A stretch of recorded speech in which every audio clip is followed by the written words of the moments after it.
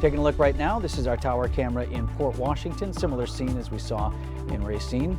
It's a dream forecast, as Brian's been talking about, for the first week in November, when we return to the 60s and how long that lasts in our Storm Team forecast.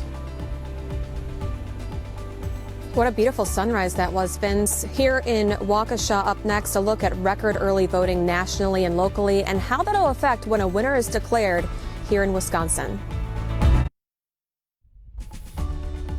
Right now on TMJ4 News Today, final stretch, what the campaigns look like this morning as we're just over 24 hours from the polls opening in Wisconsin. And I'm Julia Fellow in Waukesha County, looking at how the pandemic has shaped our election season. And President Trump will be in Kenosha today. What we know about his visit, where Joe Biden will be instead, and what we know as we look at absentee ballots here in Kenosha, the number of people that voted early here in this county coming up. Another cold start out here this morning. Temperatures in the 20s and lower 30s, even 28 now in Milwaukee, but it's all uphill from here. A beautiful forecast this week coming up. All the information you need to start your morning.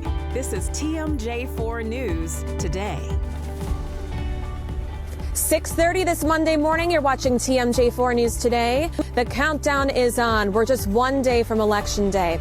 I'm Julia Fellow, filling in for Susan Kim. I'll be live at Waukesha City Hall throughout this morning for special coverage. And I'm Vince Petrano here in our TMJ4 News studio. Wisconsin still in play as those who have not voted yet plan to head to the polls tomorrow. And Vince, we can't ignore that coronavirus has affected early voting. More than 91 million people have voted early nationwide. 1.8 million of that number is Wisconsin. And our state has been a must win on both sides, with 10 electoral votes up for grabs. Making sure the votes are counted correctly is vital here.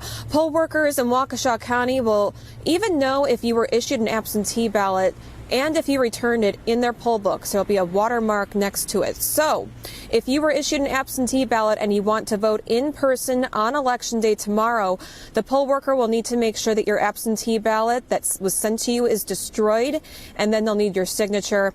Then you can vote in person. And once the polls close at 8 p.m., poll workers are required to keep counting. They cannot finish until they are done, and they'll be doing that by shifts. And at 6:45, Vince, I'll break down when each county in our area expects to have all those votes counted. All right, going to be a long night, Julia. Thank you. 6:32.